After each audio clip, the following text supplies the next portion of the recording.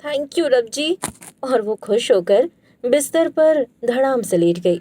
अब वो नमन से मिलने की बात सोच सोच कर मुंह पर तकिया रखकर शर्माने लगी और कहने लगी, चल बेटा निम्मी, तू अब सो जा।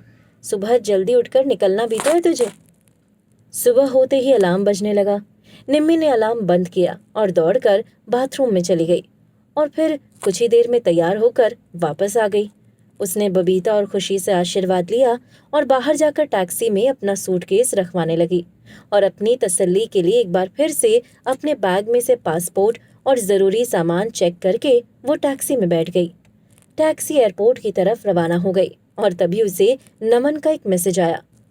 पासपोर्ट और लगेज का ध्यान रखना, कुछ भूलना मत। और हाँ, कुछ टाइम के लिए मेरा मोबाइल भी नहीं लगेगा।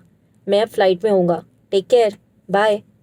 निम्मी मैसेज पढ़कर मुस्कुराते हुए कहने लगी, वाह, साहब को पासपोर्ट और लगेज की पड़ी है। कोई नहीं। और ओके का मैसेज सेंड करके अपना फोन चलाने में बिजी हो गई।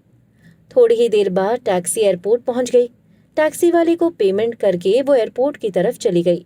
इतने बड़े दिल्ली एयरपोर्ट को वो देखती ही रह गई और फिर ट्रॉली में अपना पैच और फिर ट्रॉली में अपना सामान रखकर वो धीरे धीरे अंदर जाने लगी और वहां जाकर वो चेकिंग काउंटर की लाइन में खड़ी हो गई।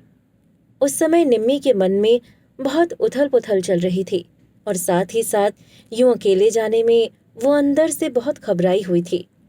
चेकिंग काउंटर पर बैठे आदमी ने निम्मी की तरफ अपना हाथ आगे बढ़ाते हुए कहा, अपना पासपोर्ट और टिकट दीजिए।